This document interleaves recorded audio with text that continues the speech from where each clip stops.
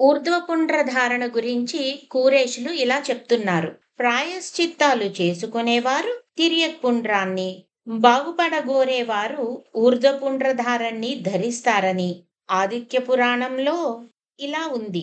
భస్మధారణ, తిర్యక్పుండ్రధారణ చేసిన వారు వేదబాహ్యులని, అసత్యవాదులని పరాశర స్మృతి, హరిత స్మృతి వంటి గ్రంథాలన్నీ, పురాణాలు కూడా గట్టిగా చెప్తున్నాయి అంటారు కూరేషులు.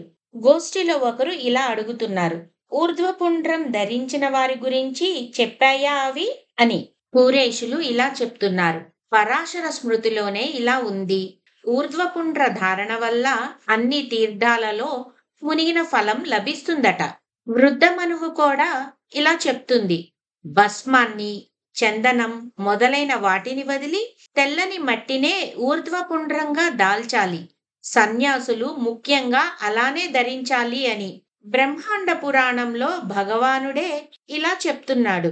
నా భక్తులు ఏ వర్ణస్థులైనా ఊర్ధ్వపుండ్రాన్నే ధరిస్తారని తెలిపాడు. పరాశర స్మృతిలో ఇలా ఉంది.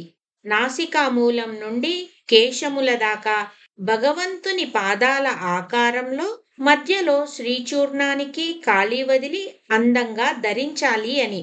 ఎందుకు ధరించాలో చెప్పలేదే అని అడిగారు గోష్ఠిలో ఒకరు.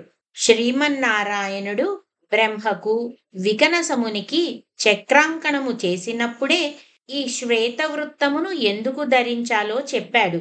చెడు రుచులను తగ్గించి బంధాల నుండి విడదీస్తుంది, మంచి జ్ఞానాన్ని కలిగిస్తుంది అని వివరిస్తారు కూరేషులు. ఆహా, అలానా అంటారు గోష్ఠిలో ఒకరు. కూరేషులు ఇలా చెప్తున్నారు. అప్పుడు శ్వేతద్వీపంలోని తెల్లమట్టిని గరుడునిపై తెప్పించాడట భగవానుడే. భరత వర్షంలోనూ, 6 ద్వీపాలలోనూ, పుణ్యక్షేత్రాలలోనూ, పర్వతాలలోనూ అందరి సౌకర్యం కోసం అందేట్టు చేశాను. నేను స్వయంగా ధరించి వారెలా ధరించాలో చెప్పాను అన్నాడు. ఇంతకీ ఎలా ధరించాలంటారు అని అడిగారు గోష్ఠిలోని వారు. దానికి కూరేషులు ఒక శ్లోకం చెప్తారు. అప్పుడు గోష్ఠిలోని వారు అంటారు, వేళ్లంత ప్రమాణమా? కాదు అని కూరేషులు ఆ శ్లోకానికి వివరణ ఇలా ఇస్తున్నారు.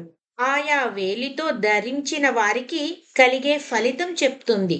బ్రొటన వేలితో ధరిస్తే పుష్టినిస్తుంది, మధ్య వేలితో ధరిస్తే కీర్తి, ఉంగరం వేలితో ధరిస్తే తిండి లభిస్తుంది. చూపుడు వేలితో ధరించడం మంచిది, సమస్యల నుండి దూరం చేస్తుంది. మిగతా వివరణ రేపు చూద్దాం.